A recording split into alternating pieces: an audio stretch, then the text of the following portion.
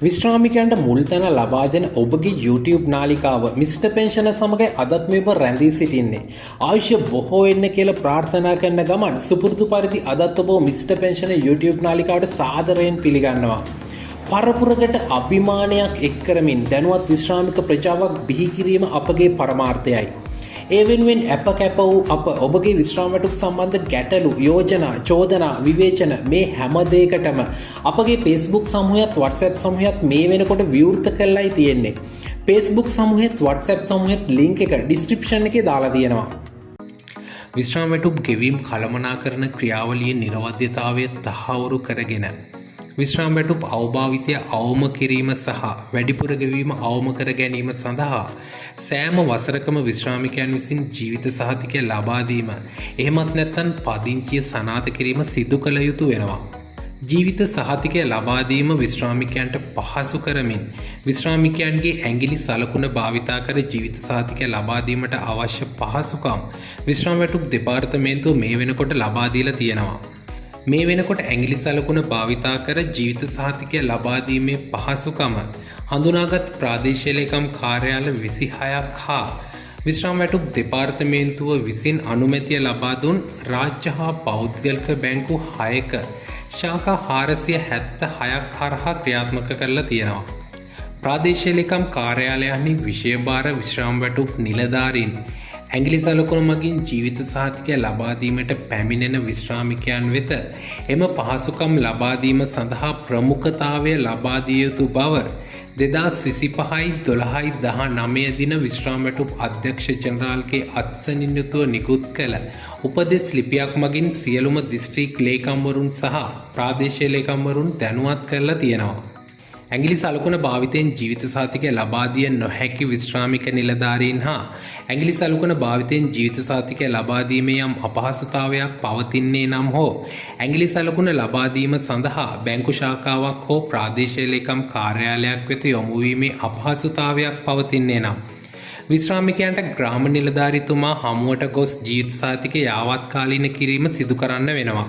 මේ විදියට ඇඟිලි සලකුණ භාවිතයෙන් ජීවිත සහතිකය ලබා දෙන්න පුළුවන් 2016 ජනවාරි 1 වන දිනට පසුව විශ්‍රාම ගිය ඇඟිලි සලකුණ මගින් ජීවිත සහතිකය තහවුරු කිරීම සඳහා ලියාපදිංචි වී ඇති විශ්‍රාමිකයන්ට පමණයි. ඔබත් 2016 ජනවාරි 1 වන දිනට පසුව විශ්‍රාම ගිය අයෙක් නම් ඇඟිලි සලකුණ මගින් ජීවිත සහතිකය ලබා දෙන්න ලියාපදිංචි වෙලාද කියලා බලා ගන්න විදියක් තියෙනවා. මුලින්ම ඔයා ෆෝන් එකෙන් හරි පරිගණකයෙන් හරි www.pensions.gov.lk කියන වෙබ් අඩවියට යන්න ඕන. එතනින් ඔබට තේරීම් කිහිපයක් තිබෙනවා. ඒ අතරින් pensioners කියන කොටසට යන්න ඕන. pensioners කියන තැන ක්ලික් කරාම ඔයාව වෙනත් වෙබ් පිටුවකට අරගෙන යනවා. ඒ වෙබ් පිටුවේ දකුණු පැත්තට වෙන්න ජාතික හැඳුනුම්පත් අංකය ඇතුළත් කරන්න කොටුවක් තියෙනවා. එතන තමාට අයත් ජාතික හැඳුනුම්පත් අංකය ඇතුළත් කරන්න ඕන. ඒ විදිහට ජාතික හැඳුනුම්පත් අංකය ඇතුළත් කරාම ඔයාගේ ෆෝන් එකට OTP එකක්, ඒ කියන්නේ one time password එකක් එනවා. අංක 4කින් යුතු කේතය ඇතුළත් කළාම පිවිසෙන වෙබ් පිටුවෙන් ජීවිත සහතිකය කියන කොටසට පිවිසීමෙන් ජීවිත සහතිකය යාවත්කාලීන කිරීම පිළිබඳ තොරතුරු ලබා ගන්න පුළුවන්. කලින් කිව්ව ඇඟිලි සලකුණ මගින් ජීවිත සහතිකය ලබා දීමට අපහසු හා 2016 ජනවාරි 1 වන දිනට පෙර විශ්‍රාම ගිය නිලධාරීන් ග්‍රාම නිලධාරී හරහා ජීවිත සහතිකය ලබා දීම සිදු කළ යුතු වෙනවා. යම් විශ්‍රාමික නිලධාරියෙක් තම ස්ථිර පදිංචි ග්‍රාම නිලධාරී වසමෙන් බැහැරව වාසය කරන අවස්ථාවකදී සාධාරණ හේතුවක් මත පදිංචි ග්‍රාම නිලධාරී වසම වෙත පැමිණිය නොහැකි අවස්ථාවකදී ජීවිත සහතිකය ලබා දීම සම්බන්ධයෙන් ලිඛිත ඉල්ලීමක් తాවකාලික පදිංචි ග්‍රාම නිලධාරී වසමේ ග්‍රාම නිලධාරීතුමාගෙන් සහතික කරලා ප්‍රාදේශීය ලේකම්ගේ අනු අත්සනින් විශ්‍රාම වැටුප් ලිපිගොනුව පවතින ප්‍රාදේශීය ලේකම් කාර්යාලය වෙත ලැබීමට සලස්වන්න ඕන. පූජ්‍ය පක්ෂයට අදාළව ග්‍රාම නිලධාරී විසින් භික්ෂුන් වහන්සේ හෝ සිල් මාතා වැඩවසන ස්ථානයට ගොස් ජීවිත සහතිකය ලබා ගැනීමට කටයුතු කරන්න ඕන. ආබාධිත හෝ වයස්ගත භාවයේ හේතුවෙන් නිවසෙහිම වෙසෙන වැඩිහිටි නිවාසවල වෙසෙන විශ්‍රාමිකයන්ගේ සහ අනත්දරුවන්ගේ ජීවිත සහතිකය ග්‍රාම නිලධාරී විසින් අදාළ ස්ථානයට ගොස් තහවුරු කරගන්න ඕන. ආබාධිත දරුවෙකු බාල වයස්කාර අනත් දරුවෙකු හෝ වෙනත් විශ්‍රාමිකයෙකු වෙනුවෙන් භාරකාරයෙකු පත්කර ඇති අවස්ථාවකදී එම භාරකරු හා අදාළ ආබාධිත දරුවා එම නැත්නම් අනත් දරුවා හෝ විශ්‍රාමිකයා විසින් ජීවිත සහතිකය ලබා දීමට කටයුතු කරන්න ඕන. එහෙම නැතුව භාරකරු නමින් ජීවිත සහතිකය ලබා දීම ප්‍රමාණවත් වෙන්නේ නැහැ. මේ සඳහා ග්‍රාම නිලධාරිය වෙත විශේෂ ආකෘතියක් යටතේ ජීවිත සහතිකය ලබා ගැනීමේ පහසුකම් විශ්‍රාම වැටුප් දෙපාර්තමේන්තුව මගින් සපයලා තියෙනවා. විශ්‍රාම වැටුපක් ලබා ගන්නා විශ්‍රාමිකයෙකු වෙනත් විශ්‍රාමිකයෙකු වෙනුවෙන් භාරකරුවෙකු ලෙස පත්කර ඇති අවස්ථාවකදී ඒ වගේ කෙනෙක් Taman ලබා ගන්නා විශ්‍රාම වැටුපට අදාළව ඇඟිලි සලකුණ මගින් හරි ග්‍රාම නිලධාරිය වෙත ගොස් හරි ජීවිත සහතිකය ලබා දීමට කටයුතු කරන්න ඕන. එසේ ලබා දෙන ජීවිත සහතිකය ඔහුගේ විශ්‍රාම වැටුපට පමණයි වළංගු වෙන්නේ. භාරකාරයෙකු ලෙස ලබා ගන්නා විශ්‍රාම වැටුපට අදාළව ජීවිත සහතිකය කලින් කිව්ව විදියට ලබා දෙන්න කටයුතු කරන්න ඕන.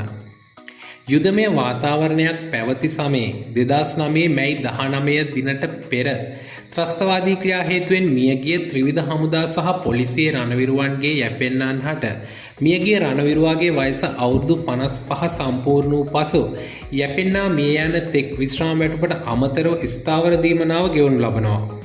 මෙතනදී යැපෙන්නන් ලෙස හඳුන්වන්නේ මියගිය රණවිරුවාගේ මව, පියා හා භාර්යාවයි. භාර්යාව මියගොස් ඇතනම් දුවදරුවන් අයිති වෙනවා. මියගිය රණවිරුවාගේ දෙමව්පියන් හට ජීවත්ව සිටින තෙක් ස්ථාවර දීමනාව ලෙස රුපියල් 25000ක් ගෙවීම් කරනවා. මේ පිළිබඳව සවිස්තරාත්මක වීඩියෝවක් අපි කලින් කරලා තියෙනවා. මේ ගැන කාට හරි ගැටලුවක් තියෙනවා නම් ඒ වීඩියෝ එක මුලින්ම බලන්න කියලා ආරාධනා කරනවා.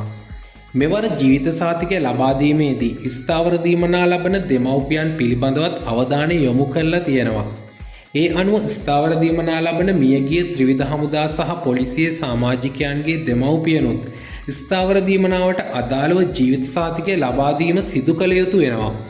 2026 වර්ෂයට අදාළව ජීවිත සහතිකය ලබා දෙනකොට විශ්‍රාමිකයන් සහ ස්ථාවර දීමනා යැපීම්ලාභීන් මේ කරුණු පිළිබඳව සැලකිලිමත් වෙන්න ඕන. 2026 වර්ෂය සඳහා ජීවිත සහතිකය යාවත්කාලීන කළ යුතු වෙන්නේ 2026 ජනවාරි දින හරි ඊට පසු දිනයකදී. මේ නිසා 2026 ජනවාරි පළමු වන දිනට පෙර ජීවිත සහතිකය ලබා දීම ඔබ නොකළ යුතුයි. ස්ථාවර දීමනාව ලබා ගන්නා මියගිය රණවිරුවන්ගේ දෙමව්පියන් යැපෙන්නන්ගේ දීමනාවද ලබා ගන්නා අවස්ථාවකදී යැපෙන්නන්ගේ දීමනාවට හා ස්ථාවර දීමනාවට අදාළව වෙන වෙනම ජීවිත සහතිකය ලබා දීම කරන්න ඕන.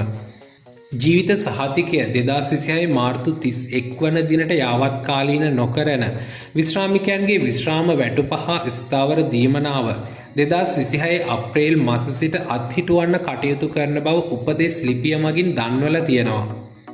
2026 වර්ෂයට අදාළව ජීවිත සහතිකය ලබා දීම සම්බන්ධයෙන් මේ වීඩියෝ එකෙන් සියලුම කරුණු ඉදිරිපත් කරා.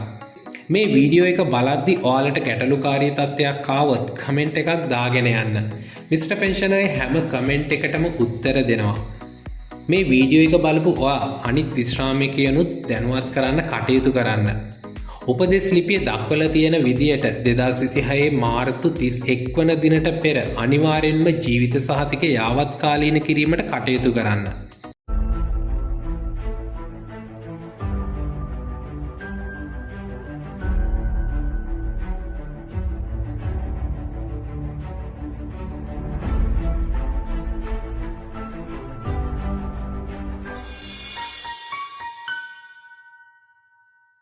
විශ්‍රාමික ඔබට වටිනා බොහෝ තොරතුරු ඇතුළත් මිස්ටර් පෙන්ෂන් YouTube නාලිකාව මේ වෙනකොට subscribe කරලා නැත්නම් දැන්ම subscribe කරලා අපිත් එක්ක එකතු වෙන්න කියලා ආරාධනා කරනවා.